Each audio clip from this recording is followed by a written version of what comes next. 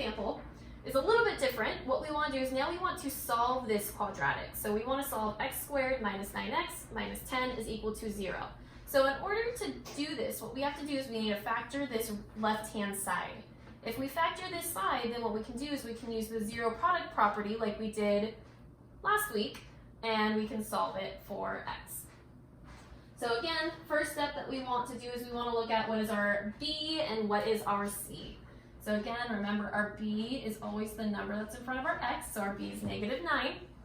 We always put that one on the bottom of our x, and we are looking for two numbers that add to equal negative 9. And then we also have our c term, which is always the constant at the end, and we put that in the top of our x box. And what we are doing is we are looking for two numbers that multiply to be negative 10. So again, let's go ahead, let's come over here and let's look at the factors of our c. So factors of negative 10. What two numbers multiply to be negative 10? So we might have 1 times negative 10, or we can flip-flop it, negative 1 times positive 10. We also have 2 times negative 5, or flip-flop it, negative 2 times positive 5, and those are the only factors that we have.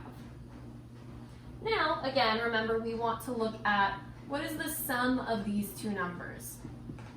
So if I take 1 and add a negative 10, 1 plus negative 10, we get negative 9.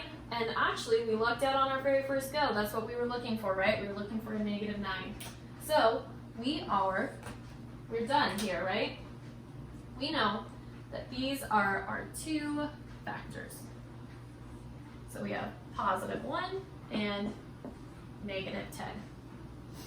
You can keep going with these ones, but once you find the one that works, you can go ahead and stop, because none of the other ones will actually work out as well, so there's really no reason to keep going. So let's check over here in our box. Does 1 times negative 10 equal negative 10? Yes, it does. Does 1 plus negative 10 equal negative 9? Yes, it does. We know we are good.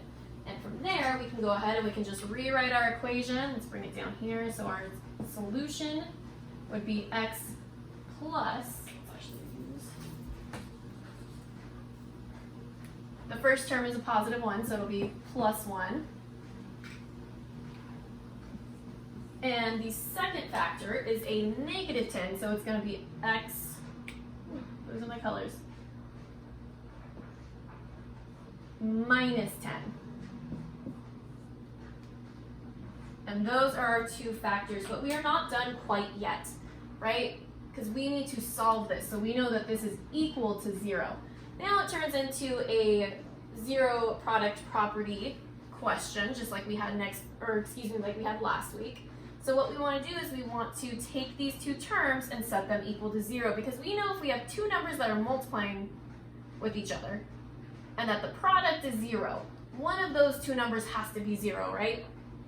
So we have two options. We can say x plus 1 equals 0, or x minus 10 equals 0. If we solve for x, subtract 1 from both sides, we get x equals negative 1 is our first solution. Or this one, we would add 10 to both sides, and we end up with x is equal to 10 as our second solution.